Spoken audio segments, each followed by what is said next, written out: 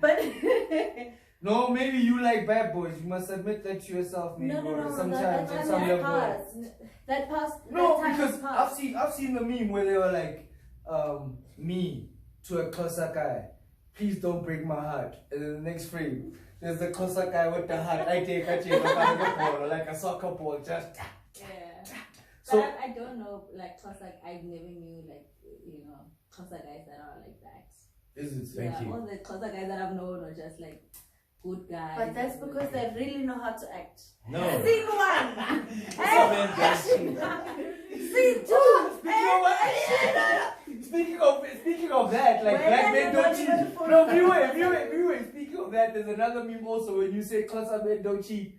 I saw one where they were like, yeah, you're right, black men don't cheat. Because they never said that y'all was together in the first place. That's true. And that's all. But you know, that's where relationships are right now. It's like situationships, entanglements, it's a normal thing. Like, and how you know it's coming, it's that thing of, oh, I'm not in the right space to be in a relationship right now. I'm myself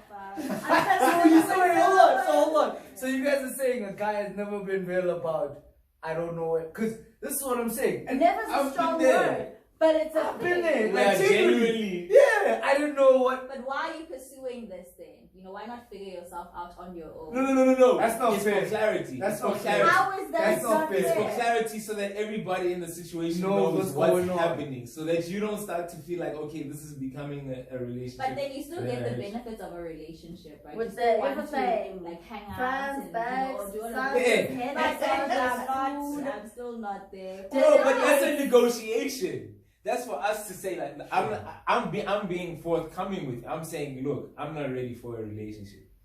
But we vibe. We have a nice vibe.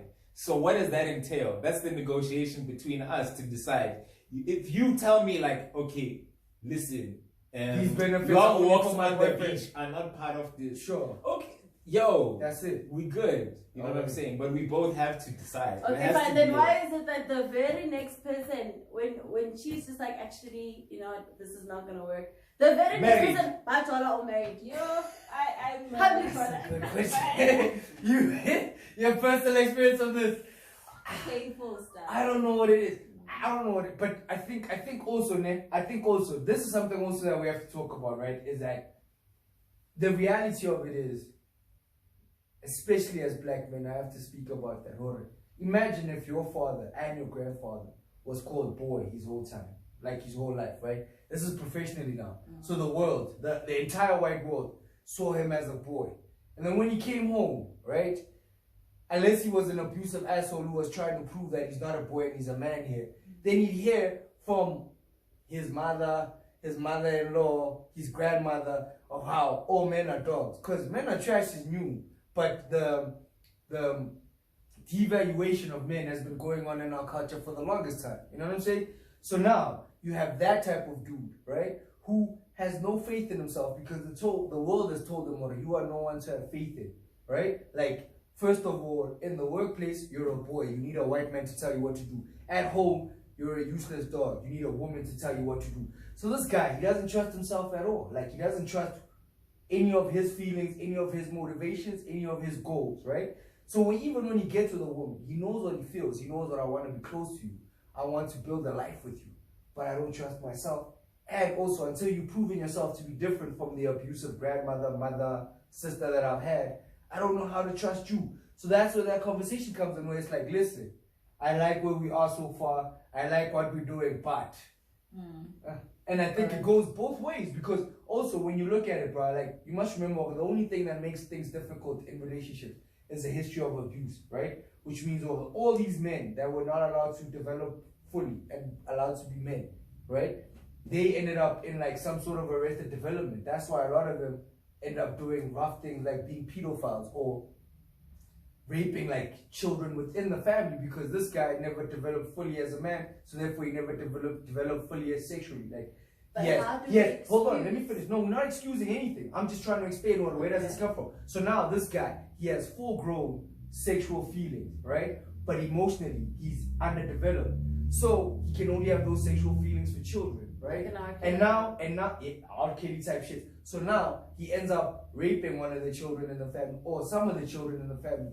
Some families you even know that that's our raping uncle. Don't leave the children with him. Or so now you know what I'm saying. So now I didn't know that. okay, but this is real, bro. Somebody would die in my family. That's what's up. You gotta ride like you got some blood gang, like family. Yeah. But that's the point. Is now the family is a place of pain for everybody, right?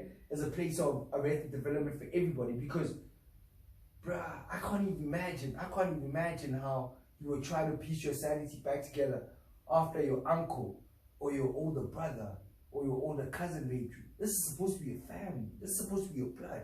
And this person violated you in the worst way as a woman.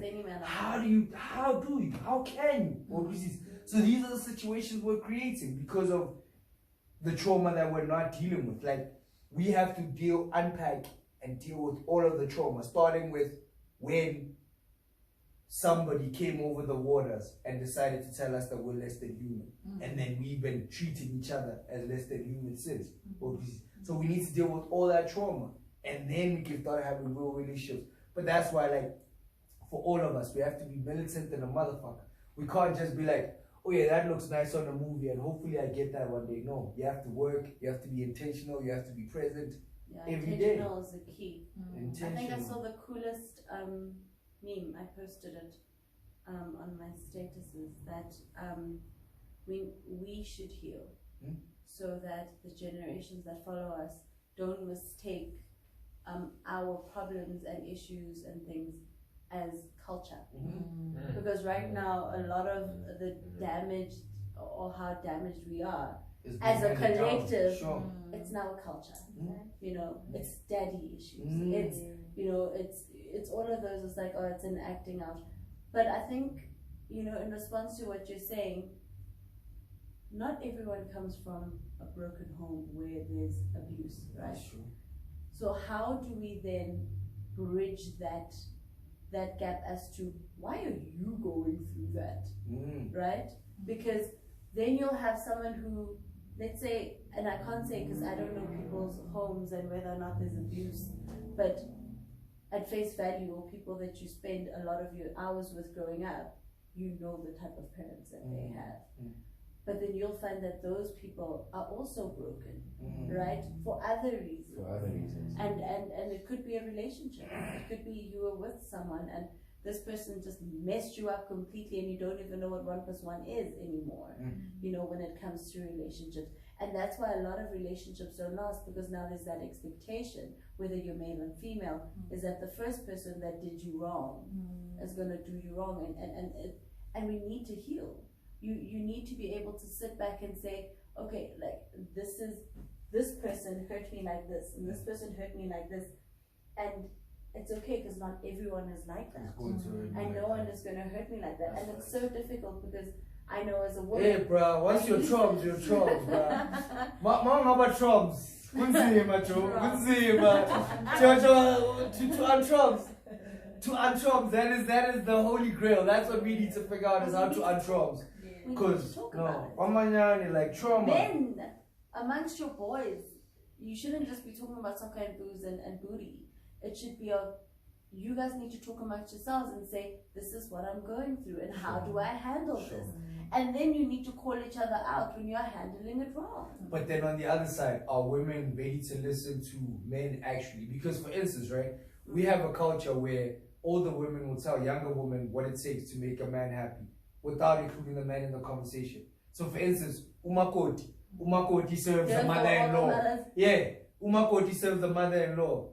You're supposed to be the new husband.